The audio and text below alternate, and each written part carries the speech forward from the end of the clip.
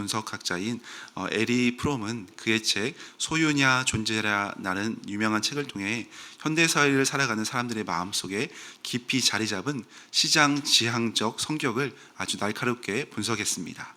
그의 분석에 따르면 현대인들은 인간관계를 포함한 모든 것을 시장의 교환 가치로 평가하려 한다는 그 생각이 있다는 겁니다. 내가 이만큼 시간과 물질과 심지어 감정을 투자했을 때 나에게 얼마나 이익이 돌아오는지를 철저히 계산하게 된다는 겁니다. 요즘 우리 사회를 지배하는 강한 단어 중에 하나가 바로 가성비입니다. 가격 대비 성능이라든지 가성비, 그리고 시간을 아끼는 시성비라는 말이 바로 우리의 이러한 계산적인 심리를 대변한다고 할 수 있습니다. 사람들은 손해보지 않기 위해서 다른 사람들에게 내 마음을 다 내어주기보다는 항상 안전한 거리에서 나의 유익을 먼저 따지는 아주 계산적인 시대 속에 우리는 살아가고 있습니다. 그런데 참으로 안타까운 것은 이러한 가성비와 교환의 논리가 어느새 우리의 신앙생활에 또 예배의 자리까지 깊숙이 침투해 들어왔다는 겁니다. 내가 이만큼 헌신하고 봉사했으니까 하나님께서 이만큼 나에게 복을 주셔야 한다는 보상 심리가 나의 최소한의 시간과 물질만 주님께 드리고 최대한의 평안과 축복을 얻고 싶다는 이런 영적인 가성비를 따지는 모습이 혹시 우리 안에도 숨어 있지는 않은지 우리가 돌아보면 좋겠습니다. 오늘 본문인 요한복음 12장에는 바로 이 차가운 계산 논리와 그 모든 계산을 뛰어넘어서 헌신하는 한 여인의 거룩한 낭비, 이 순전한 믿음이 극명하게 대조를 이루며 나타나고 있습니다. 오늘 마리아가 보여준 이 순전한 헌신의 향기가 우리의 식어진 마음을 다시금 뜨겁게 일깨우는 은혜의 시간이 되었으면 좋겠습니다. 오늘 본문은 예수님께서 십자가를 지시기 전 불과 엿새 전에 베다니에 있는 한 집에서 예수님을 위한 잔치가 열렸습니다. 사실 이때의 분위기는 잔치를 열 만큼 평화롭지 못했습니다. 앞서 11장에서는 종교 지도자들이 예수님을 잡아 죽이려고 전국에 수배령을 내리고 이를 죽여야겠다는 아주 살벌하고 위급한 상황이었습니다. 그렇지만 이 집안의 사람들은 예수님을 향한 사랑이 크기 때문에 그 모든 위협을 무릅쓰고서라도 예수님을 위한 잔치를 열게 됩니다. 그 자리에는 죽음에서 살아난 나사로 또한 함께 있었고 마르다는 여전히 묵묵히 예수님을 섬기고 있는 모습이었습니다. 그런데 잔치가 무르익어갈 무렵에 동생 마리아가 아주 충격적인 행동을 합니다. 3절에 보니까 마리아는 지극히 비싼 향유 곧 순전한 나드 한 근을 가져다가 예수의 발에 붓고 자기 머리털로 그의 발을 닦으니 향유 냄새가 집에 가득하더라 라고 나옵니다. 우리가 잘 아는 마리아가 정말 향유를 깨트린 그 모습입니다. 순전한 나드 한 근의 가치는 무려 300데나리온이었습니다. 노동자의 1년 연봉에 해당하는 큰 금액입니다.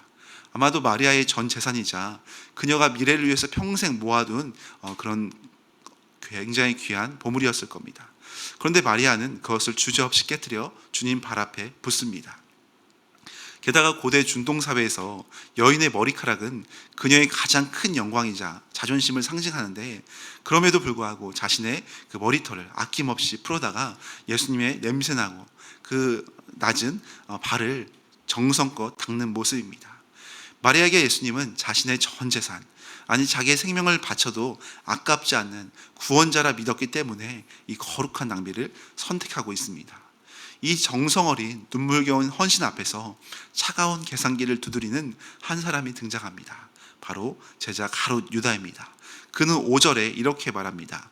이 향유를 어찌하여 300데나리온에 팔아 가난한 자들에게 주지 아니하였느냐. 가롯 유다의 말은 이성적으로나 상식적으로 또 경제적으로는 명분이 충분했습니다. 가난한 자들을 구제하자는 그의 주장은 겉보기에는 훌륭한 신앙처럼 보였습니다. 그 비싼 향유를 예수님의 발 앞에 한번 쏟아붓고 허공에 날리는 것은 가성비로 보았을 때 미련하고 어리석은 낭비처럼 보였기 때문입니다. 하지만 성경은 6절에서 예수님의 그 합리적인 명분 뒤에 숨겨진 추악한 민낯을 6절에 고백합니다. 이렇게 말함은 가난한 자들을 생각함이 아니요 그는 도둑이라 돈꾀를 받고 거기 넣은 것을 훔쳐 가밀어라. 유다는 겉으로는 예수님을 따르는 척했지만 실제 그의 마음에는 예수님을 이용하려는 탐욕이 가득했음을 고발하고 있습니다. 우리가 주님을 위해 시간과 물질과 정성을 온전히 바치려고 할 때 세상의 가치는 우리를 조롱할 수 있습니다. 왜 그렇게 무리하게 낭비하냐고, 무엇하러 그렇게까지 헌신하고 정성을 다하냐고. 그럴듯한 논리로 우리의 헌신하고자 하는 마음, 주님을 섬기고자 하는 마음을 깎아내리기도 합니다. 하지만 순전한 믿음은 주님을 바라볼 때 이런 계산적인 논리에 결코 흔들리지 않을 수 있습니다. 7절에 보면 예수님께서 제자들의 비난으로부터 마리아를 적극적으로 변호하십니다. 예수께서 이르시되 그를 가만두어 나의 장래할 날을 위하여 그것을 간직하게 하라. 예수님은 마리아의 이 헌신을 기뻐하며 칭찬하십니다. 예수님은 지난 3년 동안 제자들에게 자신이 십자가의 길을 걸을 것이라고 말했지만 어느 누구도 예수님의 죽음을 진지하게 받아들이거나 어떻게 주님을 더 섬길까 하지 않고 어떻게 하면 내가 더 높은 자리에 앉을 수 있을까 서로 계산하며 다투었던 모습입니다. 그렇지만 이 마리아만은 주님을 향한 그 순전하고 깊은 사랑을 통해서 십자가의 죽음을 민감하게 반응하며 정성껏 주님을 섬기는 그 모습을 오늘 보여주고 있습니다. 그래서 영국의 탁월한 강해 설교자인 캠벨 몰간 목사님은 이 장면을 두고 이렇게 표현했습니다. 마리아의 사랑은 제자들의 그 어떤 신학적 지식보다 훨씬 더 정확하게 주님의 마음을 읽어냈고 사랑만이 영적인 눈을 열어준다는 것을 보여준다라고 말했습니다. 사랑만이 영적인 눈을 열어준다.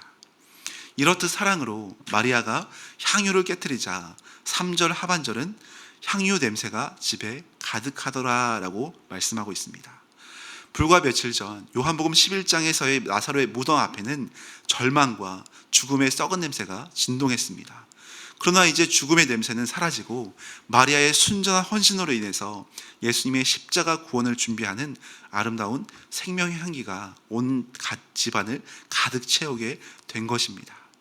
사랑하는 여러분, 오늘 우리의 신앙은 마리아의 순전함에 가까운가요? 아니면 가룟 유다의 합리적인 계산에 가까운가요?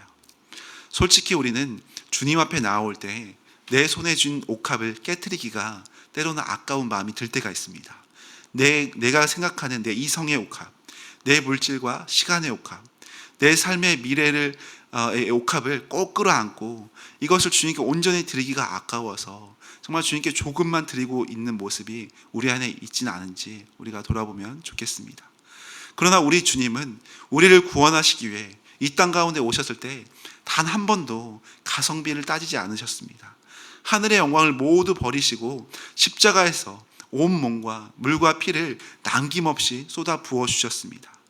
하나님이신 그분이 우리 같은 죄인들 위해 자신의 생명이라는 가장 비싼 옥합을 정말 미련할 정도로 온전히 우리를 위하여 깨트려 주셨습니다. 그 십자가의 거룩한 낭비 덕분에 오늘 우리가 이렇게 영원한 생명을 얻어서 믿음 가운데 살아갈 수가 있습니다. 이 십자가에 측량할 수 없는 은혜가 저와 여러분의 굳어지고 계산적인 마음을 다시 새롭게 회복시켜 주실 줄로 믿습니다. 내 안에 숨겨둔 가룟 유다와 같은 계산기를 주님 앞에 내려놓고 진실한 마음으로 나아가기를 소망합니다.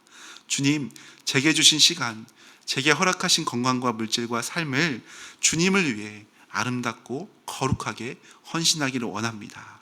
이러한 믿음으로 우리가 주 앞에 나아갈 때 주님의 생명의 향기가 우리를 통하여 온 세상에 흘러가기를 간절히 소망합니다.